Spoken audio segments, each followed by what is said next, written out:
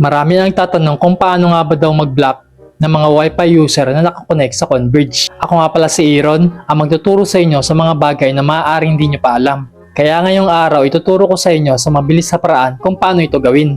Pero bago ang lahat, huwag niyong kalimutan i-like itong video at mag-follow para sa mas marami pang tutorial, tips at kaalaman. Kaya tapusin nyo itong video para malaman at matutunan nyo. Una, open mo yung Google Chrome. Ilagay mo ulit ang IP address na to. Sa username, ilagay mo ang admin. Sa password naman, ilagay mo ang converge@zte123. Ang tutorial na to ay para lamang sa ZTE ang router.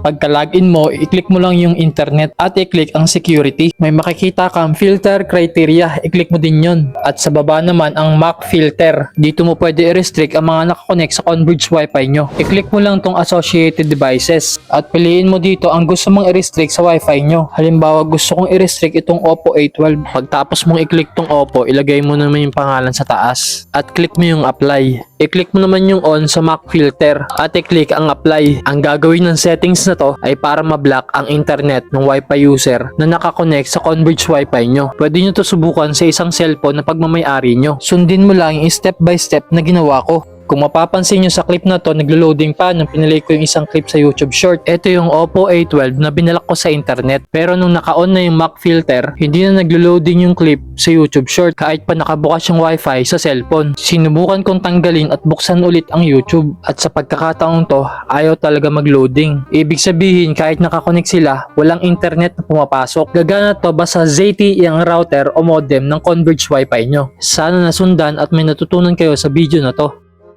Kaya huwag niyong kalimutan i-like itong video at i-share at mag-subscribe sa ating YouTube channel. Maraming salamat po.